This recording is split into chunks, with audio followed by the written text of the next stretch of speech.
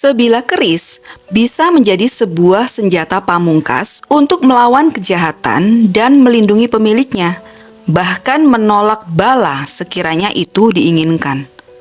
Tapi sifat serakah dan tamak manusia bisa membuat keris jadi senjata yang akan melawan dirinya sendiri.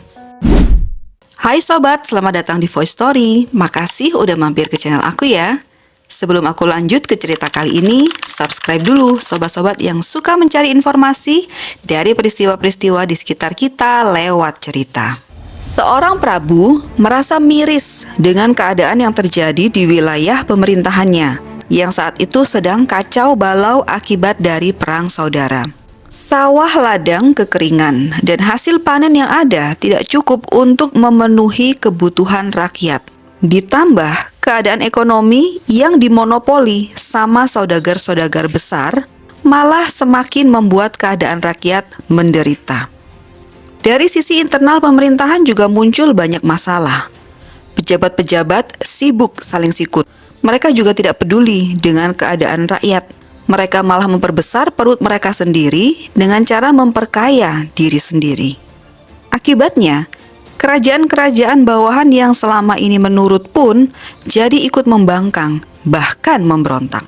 Sang Prabu mengumpulkan para patih, menteri, dan penasehat untuk minta pendapat tentang keadaan kerajaan yang rumit ini. Tapi semua yang dikumpulkan saat itu juga tidak bisa memberi solusi apapun. Jangankan solusi, buat menjawab saja, mulut mereka rasanya terkunci, saking bingungnya mau memberi saran yang seperti apa.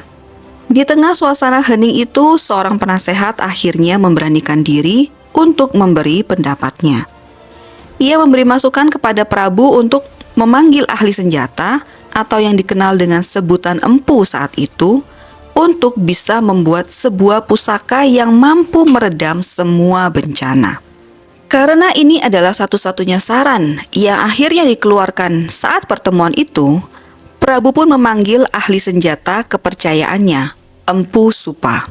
Empu Supa, setelah pusaka Kiai Sengkelet yang sudah menyelamatkan kita dari Belambangan waktu itu, kerajaan belum pernah membuat pusaka lainnya kan? Aku rasa inilah saat yang tepat untuk kerajaan Majapahit punya pusaka yang bisa menenteramkan kondisi kerajaan saat ini. Untuk itu buatlah sebuah keris bertuah yang bisa meredam 1000 macam bencana. Titah Prabu adalah perintah, dan Empu Supa menerima perintah itu. Ia pun meminta petunjuk dari Sang Pencipta dengan cara bertapa sampai ia mendapat petunjuk kalau pusaka keris yang harus dibuatnya haruslah berbentuk naga dengan 1000 sisik emas. Setelah mendapat petunjuk itu, Empu Supa pun segera mencari bahan berkualitas untuk membuat pusaka. Ia lalu menggunakan batu meteor, menempanya di kawah gunung, lalu menyepuhnya di pinggir pantai, sampai air laut di situ pun bergejolak dan sekarang dikenal dengan Segoro Wedang. Pusaka berbentuk naga itu diberi gelar Kiai Nogososro karena berbentuk naga dan punya 1000 sisik emas serta bersabuk intan berlian. Pusaka ini punya kemampuan untuk meredam 1000 bencana dari berbagai penjuru kerajaan. Prabu Brawijaya V menggunakan pusaka ini untuk menghentikan pemberontakan dan serangan dari tentara Belambangan, dan itu berhasil. Paceklik berhenti dan kerajaan-kerajaan bawahan Majapahit pun kembali menurut. Keadaan rakyat kembali damai dan tentram. Konon orang yang bisa memiliki keris pusaka ini akan dianugerahi kelanggengan dalam berkuasa. Namun sayangnya keberadaan keris ini masih menjadi misteri sampai saat ini. Berbeda bentuk, apalagi aura dan kegunaan yang bertolak belakang dengan Kiai Nogososro, keris yang satu ini memiliki hawa panas yang bisa memancing angkara murka dan rasa haus kekuasaan bagi orang yang memilikinya.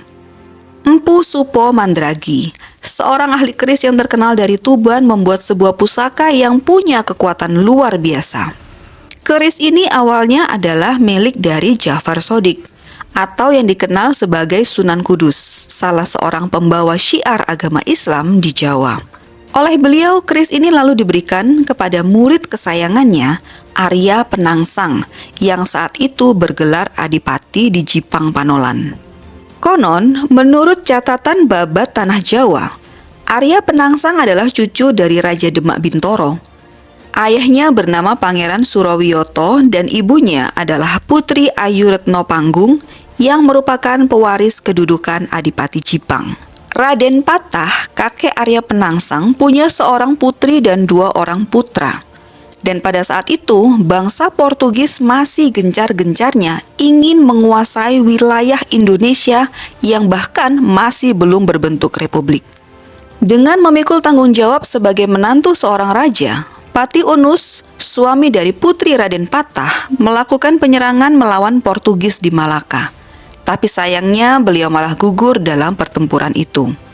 Bukannya saling bahu-membahu, kedua putra mahkota, Pangeran Trenggono dan Pangeran Surawiyoto ayah Arya Penangsang, malah saling berebut tahta kerajaan. Mereka saling serang dan mengakibatkan gugurnya Pangeran Surawiyoto atau yang lebih dikenal dengan sebutan Raden Kikin.